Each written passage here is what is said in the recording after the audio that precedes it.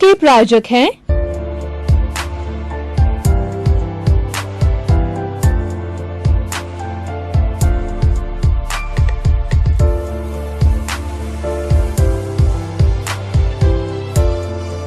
भाई और बहनों, दर्शकगण, श्रोतागण, आप सभी का चैनल 24 न्यूज़ प्लस के खास विशेष मनमोहक जीवन उपयोगी जीवन की दिशा जीवन की धारा को बदलने वाले पुनरुत्थान कार्यक्रम में हार्दिक स्वागत है, अभिनंदन है, सत्कार है।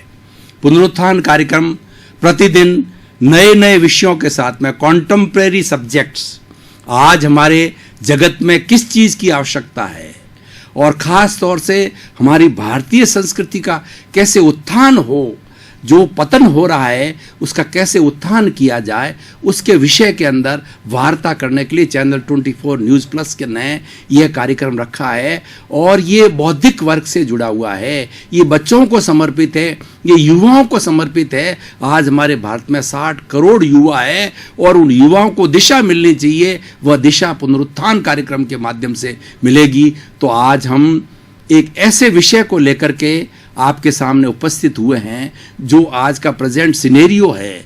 आज विश्व के अंदर क्या हो रहा है, आज विश्व किस दिशा की ओर जा रहा है, उसका विश्लेषण के लिए वैश्वीकरण का विश्लेषण ये विषय रखा गया है।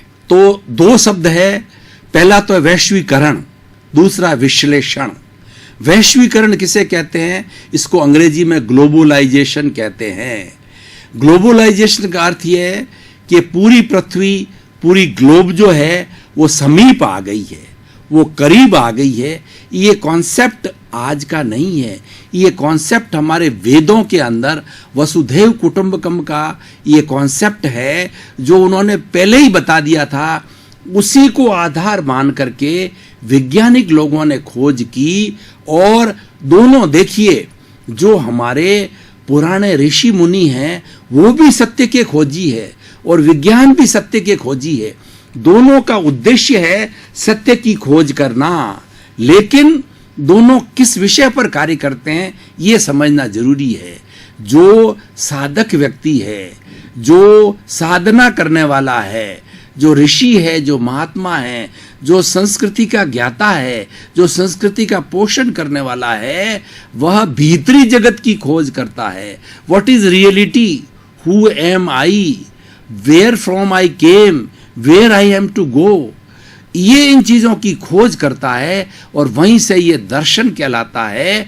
और वह एक दार्शनिक रूप में इसकी खोज करता है, वह चिंतन करता रहता है और अपने भीतरी जगत को एक लेबोरेटरी बनाता है।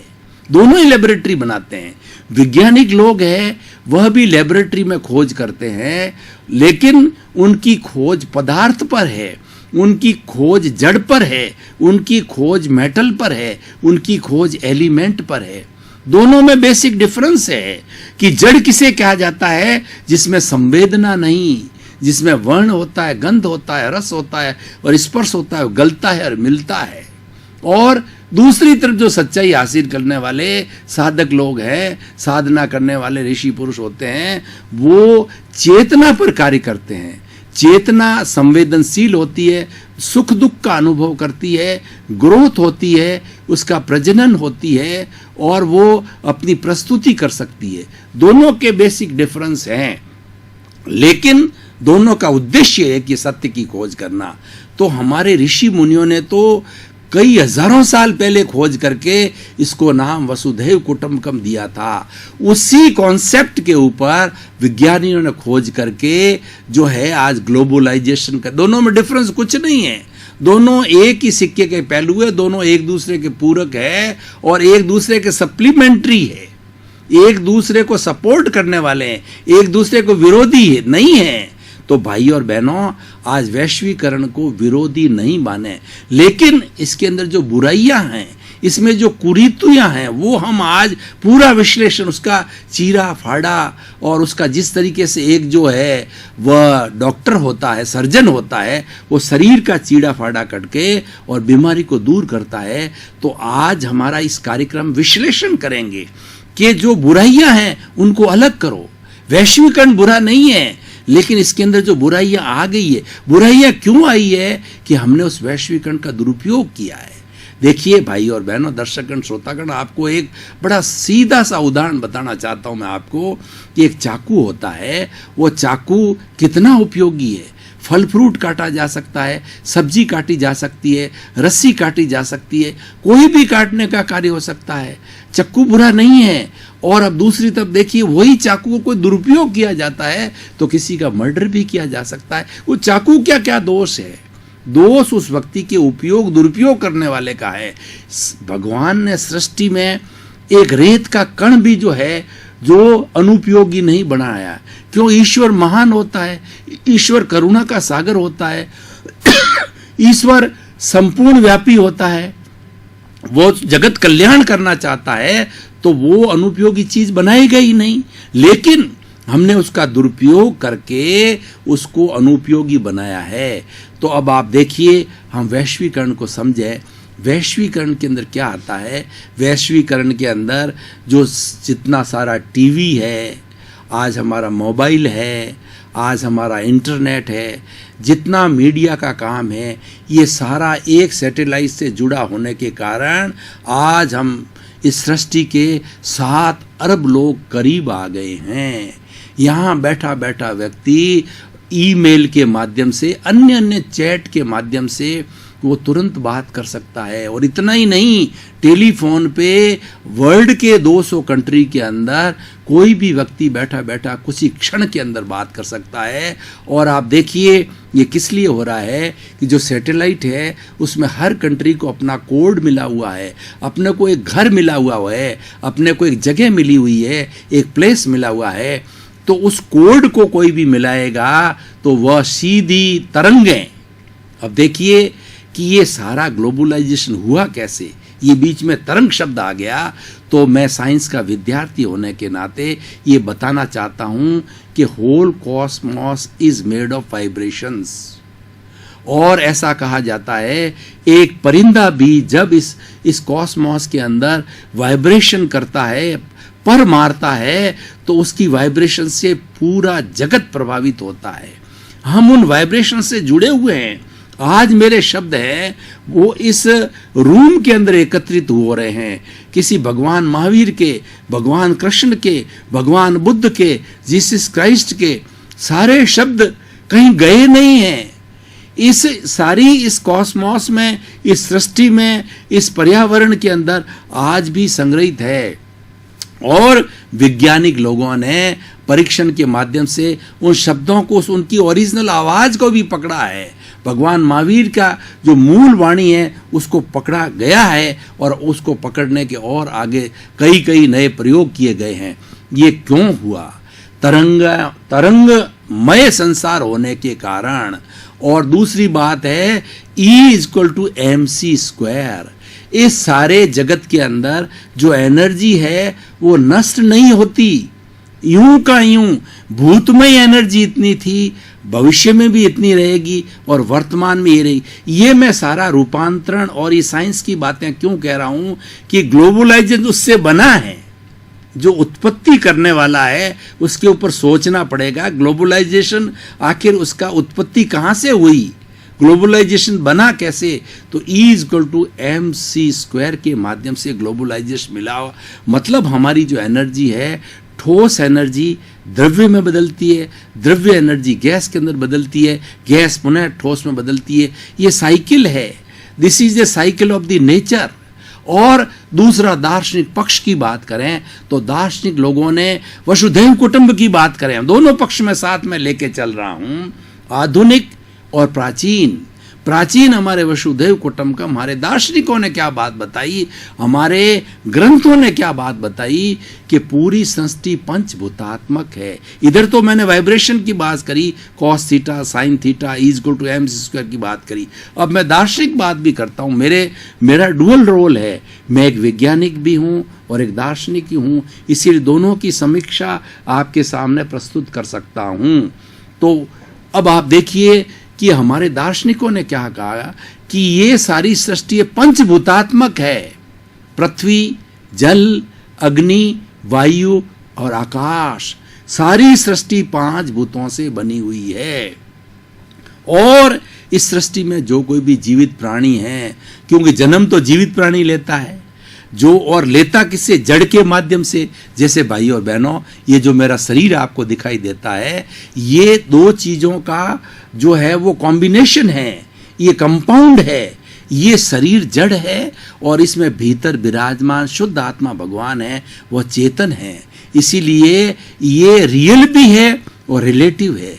रियल किस दृष्टि से कि आत्मा अजर है, अमर है, अविनाशी है, जिसका रंग नहीं, रूप नहीं, गंध नहीं, वर्ण नहीं, जलती नहीं, कटती नहीं है, और ये अनंत ज्ञान वाली है, अनंत दर्शन वाली है, अनंत चेतना वाली, अनंत शक्ति वाली है और अनंत सुख का धाम है, जिसकी खोज के अंदर सभी लोग लगे हुए हैं, चाहे वैज्ञानिक है, चाहे दार्शनिक है। हर व्यक्ति का जीवन का अल्टीमेट एम ये है कि ब्लिस कैसे प्राप्त हो, ऐसे सुख की कैसे प्राप्ति हो जिसके पीछे दुख न आए। तो बंधुओं, हम बात कर रहे थे पंचभूतों की। पंचभूत से हर व्यक्ति के जीवन का निर्माण होता है। माँ का अंडज, पिता का शुक्राणु, तो ये दोनों मिलकर के 2 आत्माएं मिलकर के समाप्त हो जाती है और एक तीसरी आत्मा बच्चे के रूप में जन्म लेती है। इसमें भी 5 भूत है। शुक्राणु और रज मिला, जन्म लिया, इसमें 5 भूत है और 9 महीने तक वो 5 भूतों से जो है उसका पालन पोषण होता है। और जब वो बाहर आता है 5 भूतों से, तब उसके बाद में जीवन भर व्यक्ति का जो है वो 5 भूतों से पालन पोषण होता है। और अब देखिए, व्यक्ति जब राम नाम सत्य होता है तो ये 5 भूत, पृथ्वी पृथ्वी में, जल जल में, अग्नि अग्नि में, वायु वायु में और आकाश आकाश में पुनः चले जाते हैं। अब देखिए, यहाँ विज्ञान और दार्शनिक के अंदर कोई मतभेद नहीं है। वो कहता है कि ये 5 भूत शाश्वत है, साइकिल चलती रहती है, और वो कहते हैं कि ये वाइब्रेशन चलती रहती है। तो भाई और बहनों, ये वैश्वीकरण जो बना, ये जो बना वाइब्रेशंस के से बना। अब वैश्वीकरण हमारे सामने आ गया और आज एक पूरा वैश्वीकरण हो गया है। भाई और बहनों, काफ़ी समय से हम एक महत्वपूर्ण विषय पर विश्लेषण कर रहे थे। अब तरोताज़ा होने के लिए थोड़े समय के लिए ब्रेक ले रहे हैं। ब्रेक के बाद पुनः हाजिर होंगे।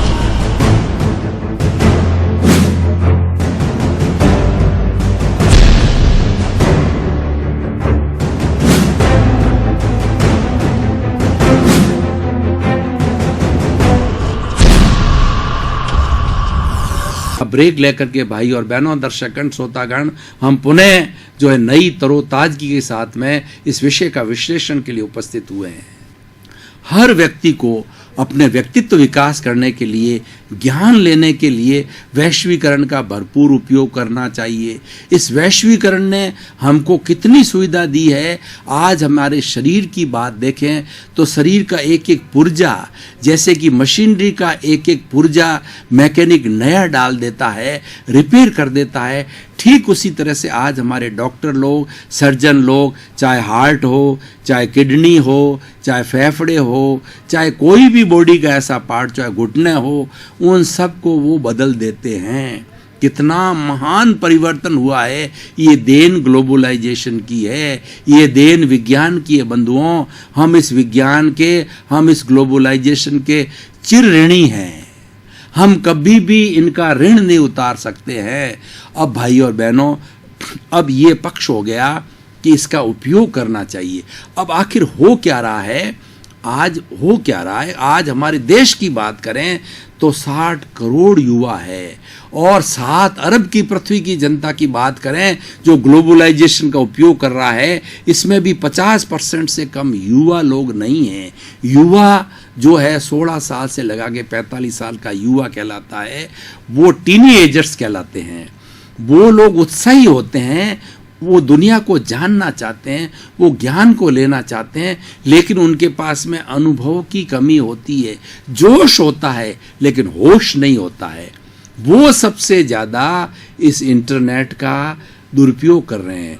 आज देखिए, आतंकवाद सबसे ज़्यादा पनप रहा है इस ग्लोबलाइजेशन के दुरुपयोग से। आज टीवी के माध्यम से जो चोर लुटेरे हैं, एटीएम मशीन को काटना है या कोई चोरी करना है या कहीं पर उपद्रव फैलाना है, वो सारी विद्याएं टीवी के माध्यम से सीख रहे हैं। आज देखिए इंटरनेट के अंदर इतनी गलत गलत फिल्में आती, ब्लू फिल्म कहा जाता है, उससे व्यक्ति के विचार खराब होते हैं, वासनाएं बढ़ती है और ब्रह्मचर्य बढ़ता है। ये हमारी भारत की संस्कृति नहीं है। भारत की संस्कृति तो कहती है कि एक अपनी पत्नी को छोड़ करके इस सृष्टि के अंदर जितनी भी माताएं हैं, बहना हैं, बेटियां हैं, जितनी भी स्त्रियां हैं, वो तुम्हारी माँ, बेटी, बहन रूप के अंदर होती है। ये हमारे ब्रह्मचर्य का और हमारे कंडक्ट का, हमारे चरित्र का सबसे बड़ा सूत्र हुआ करता था। ये जो दुरुपयोग जो आज वैश्वीकरण से आए हैं, ये हमें रोकना है। ये हम रोकेंगे कैसे, इसका हम विश्लेषण कर रहे हैं कि हमारा जो शिक्षा तंत्र है, क्योंकि ये सारी चीज़ें शिक्षित व्यक्ति लेता है, तो शिक्षा तंत्र के अंदर हमारे जो स्टूडेंट्स हैं, स्कूल एजुकेशन है, स्कूल एजुकेशन के अंदर और जो माँ होती है, बच्चे की सबसे प्रथम पाठशाला होती है, और माँ जैसे संस्कार देती है बच्चा वैसे संस्कारित होता है। तो सबसे पहले हमारी माताएं हैं, यानी हमारी गर्ल्स है, हमारी बहना हैं, उनको शिक्षित किया जाए और उनको अच्छाई बुराई का ज्ञान किया जाए। जो हमारा ग्लोबलाइजेशन के अंदर है, उन बुराइयों को हम छोड़ें, अच्छाइयों को हम हासिल करें। हर चीज़ ग्लोबलाइजेशन की अच्छा है, लेकिन उसके अंदर कुछ व्यक्ति ऐसे हैं, अपने लोभ के कारण, अपने दुराचरण के कारण उन्होंने गलत चीज़ें इसके अंदर डाल दी है और टीनेजर्स उन गलत चीज़ों का ज़्यादा से ज़्यादा दुरुपयोग कर रहे हैं। उस दुरुपयोग को रोकना है। अब आप देखिए ग्लोबलाइजेशन हमारे इस जीवन को कितना आनंदमय बना दिया है। आज फ्लाइट की बात करें तो हम एक जगह से बैठे बैठे पूरे विश्व के अंदर 12, 14, 15 घंटे में दूर से दूर स्थान के ऊपर हम चले जाते हैं। तो हमें सारी सुख सुविधाएं हमको उपलब्ध हो चुकी थी, लेकिन उस ग्लोबलाइजेशन से हुआ क्या कि व्यक्ति आलसी हो गया, व्यक्ति की दिनचर्या खराब हो गई। अब हमारी पुरानी विधि ये कहती है कि सूर्योदय से पूर्व उठना चाहिए, उठ करके ईश्वर की भक्ति करनी चाहिए, माता पिता को प्रणाम करना चाहिए। हमारी भारतीय संस्कृति ने माता पिता को एक तीर्थ का दर्जा दिया है। अगर इस सृष्टि का हर प्राणी, हर मनुष्य, किसी भी देश का अपनी माता पिता को एक तीर्थ माने भाइयों, तो आज तो न तो किसी वृद्धाश्रम की आवश्यकता होगी और न किसी बुजुर्ग के साथ के अंदर जो है उसके साथ के अंदर बुरा व्यवहार होगा और न किसी बहन के साथ में रेप किया जाएगा। भाई और बहनों, ये आज क्यों बढ़ रहे हैं? क्योंकि वासना बढ़ गई है और व्यक्ति जैसा देखता है, जैसा सोचता है, उसके अनुसार ही वो ग्रहण करता है। हमारे एक राजस्थानी में कहावत है कि गोरिये कने बैठोला तो गोरियर लक्षण देवला और कालिये कने बैठा लो तो कालियर लक्षण देने, यानी man is known by the company he keeps. व्यक्ति का जो संगत है उसका बहुत बड़ा असर हो रहा है।